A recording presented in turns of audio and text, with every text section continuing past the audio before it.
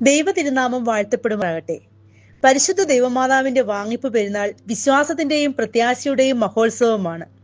എന്റെ പ്രിയ സഹോദരി സഹോദരന്മാരെ, ഈ വാങ്ങിപ്പ് പെരുന്നാൾ ദിനത്തിൽ നിങ്ങൾക്ക് എന്റെ സ്നേഹം നിറഞ്ഞ ആശംസകൾ. നമ്മുടെ മാതാവായ പരിശുദ്ധ ദൈവമാതാവിന്റെ വാങ്ങിപ്പ് പെരുന്നാൾ ആഘോഷിക്കുന്ന ഈ വേളയിൽ വിശ്വാസത്തിന്റെയും പ്രത്യാശയുടെയും മഹത്തായ ഓർമ്മയിലേക്ക് നമുക്ക് തിരിയാം. ക്രൈസ്തവ ലോകത്തെ സംബന്ധിച്ചിടത്തോളം വിശിഷ്യ പൗരസ്ത്യ സഭകളിൽ ഈ പെരുന്നാൾ അതീവ പ്രാധാന്യത്തോടെയാണ് കൊണ്ടാടുന്നത്.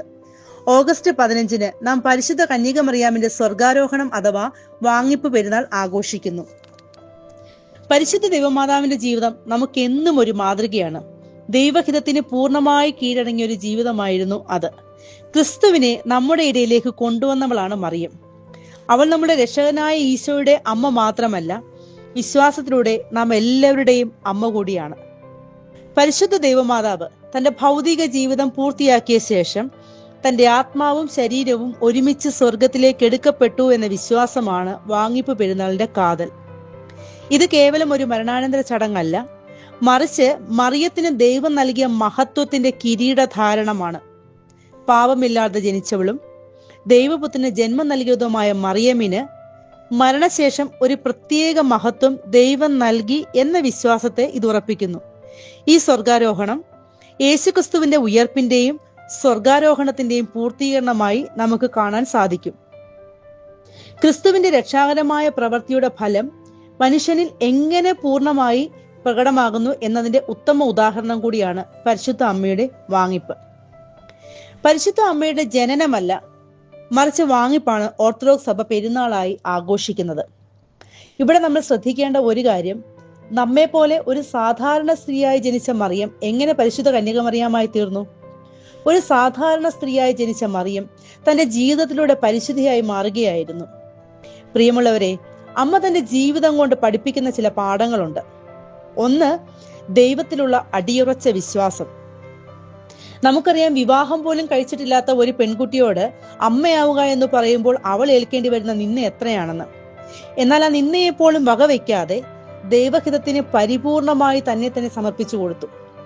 2, അമ്മയുടെ താഴ്മ. വിശുദ്ധ ലൂക്കോസിന്റെ സുവിശേഷം 1-ാം അധ്യായം 38-ാം വാക്യത്തിൽ നമുക്ക് കാണാം, ഇതാ ഞാൻ കർത്താവിന്റെ ദാസി, നിന്റെ വാക്കുപോലെ എന്നിൽ ഭവിക്കട്ടെ എന്ന് താഴ്മയോടെ ദൈവഹിതത്തിന് അവളെ തന്നെ ഏൽപ്പിച്ചു കൊടുക്കുന്നത്. 3, സഹാനുഭൂതി. വിശുദ്ധ യോഹന്നാന്റെ സുവിശേഷം 2-ാം അധ്യായത്തിൽ കാനാവിലെ കല്യാണത്തിന് യേശുവിനെ ശിഷ്യന്മാരെയും ക്ഷണിച്ചിരുന്നതായി കാണാം. ആ വീട്ടിലെ കുറവുകൾ ആരും കാണുന്നതിന് മുമ്പ് തന്നെ പരിശുദ്ധ അമ്മ തന്റെ ഹൃദയത്തിൽ ഗ്രഹിക്കുകയും ആ കുറവ് മറ്റുള്ളവരെ അറിയിക്കാതെ അത് പരിഹരിക്കാൻ കഴിവുള്ള ആളാണ് തന്റെ പുത്രനെന്ന് അറിയാമായിരുന്നത് കൊണ്ട് ആ പ്രശ്നത്തെ തന്റെ പുത്രനെ കൊണ്ട് പരിഹരിക്കാനും പരിശുദ്ധ അമ്മയ്ക്ക് സാധിച്ചു. സഹനത്തിന്റെ ശക്തി. യേശുക്രിസ്തുവിനെ ക്രൂശിക്കുമ്പോൾ തന്റെ പ്രിയ ശിഷ്യന്മാരെല്ലാം ഭയന്നോടിയപ്പോഴും പരിശുദ്ധ അമ്മ കാൽവറി ക്രൂശോളം യേശുവിനെ പിന്തുടർന്നു. തന്റെ ഏകപുത്രന്റെ ഹൃദയത്തിൽ നിന്ന് ചോര ചിന്തുമ്പോഴും ഒരു വാക്കുപോലും ഒഴിയാതെ സഹനശക്തിയോടെ നിന്ന അമ്മയെ നമുക്ക് കാണാം. 5, പ്രാർത്ഥന. യെരുശലേമിൽ അനേകം സ്ത്രീകൾ ഉണ്ടായിരുന്നെങ്കിലും പരിശുദ്ധ അമ്മയെ ദൈവം തിരഞ്ഞെടുക്കാൻ കാരണം ആ പെൺകുട്ടിയുടെ പ്രാർത്ഥനാപൂർണമായ ജീവിതമാണ്. വാങ്ങിപ്പ് നമുക്ക് നൽകുന്ന സന്ദേശങ്ങൾ നിരവധിയാണ്. 1, പ്രത്യാശയുടെ സന്ദേശം. മരണാനന്തരമുള്ള ജീവിതത്തെക്കുറിച്ചുള്ള നമ്മുടെ പ്രത്യാശയെ ഈ പെരുന്നാൾ ഊട്ടിയുറപ്പിക്കുന്നു. മരണം ഒരു അവസാനമല്ല, മറിച്ച് നിത്യതയിലേക്കുള്ള ഒരു വാതിൽ തുറക്കലാണെന്ന് ഇത് നമ്മെ ഓർമ്മിപ്പിക്കുന്നു. 2, വിശുദ്ധിയുടെ മാതൃക. പരിശുദ്ധ അമ്മയുടെ ജീവിതം നമുക്കെന്നും പ്രചോദനമാണ്.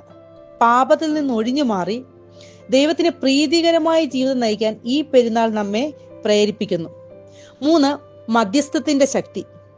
സ്വർഗത്തിൽ മഹത്വത്തോടെ വാഴുന്ന നമ്മുടെ അമ്മ നമുക്ക് വേണ്ടി നിരന്തരം മധ്യസ്ഥം വഹിക്കുന്നു എന്ന ഉറപ്പ് ഈ പെരുന്നാൾ നമുക്ക് നൽകുന്നു.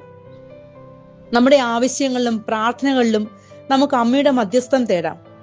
പ്രിയമുള്ളവരെ, പരിശുദ്ധ ദൈവമാതാവിന്റെ വാങ്ങിപ്പ് പെരുന്നാൾ നമ്മെ ദൈവത്തിങ്കിലേക്കും അവിടുത്തെ സ്നേഹത്തിലേക്കും കൂടുതൽ അടുപ്പിക്കട്ടെ.